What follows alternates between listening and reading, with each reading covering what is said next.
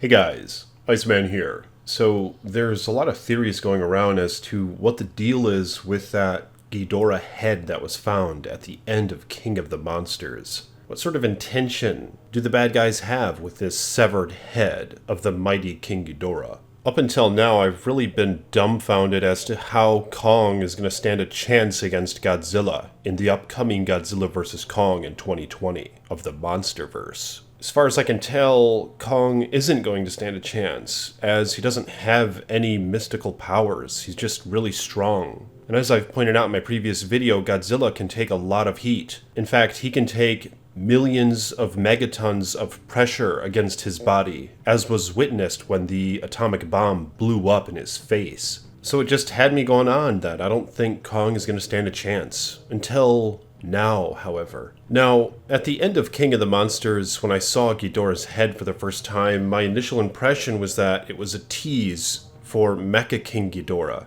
to come up in Godzilla vs. Kong as the main enemy that Godzilla and Kong will have to team up against to fight. And I still think that's the case. However, what if there are other sinister plans with this head? What if DNA is extracted from this head and infused into Kong's body, enabling him to have similar powers that King Ghidorah proposed in King of the Monsters?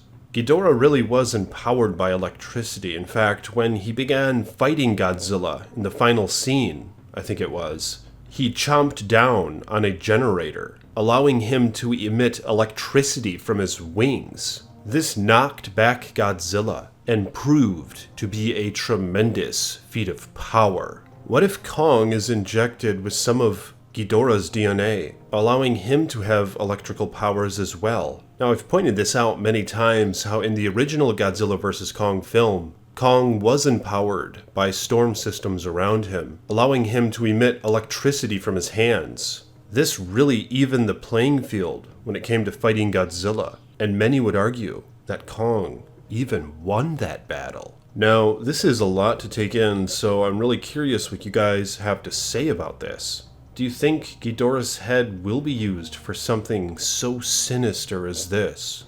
Do the powers that be intend to use this to make Kong more powerful than ever before? And who really is going to be the bad guy here? Which one of these two titans are humankind going to wage for? Or might humankind be divided as to who their allegiance is with? That very well might be the case. But nonetheless, I think there's a good chance Mecha King Ghidorah will still come up at the end of that film. But there might be something in addition to that as to what is done with his severed head.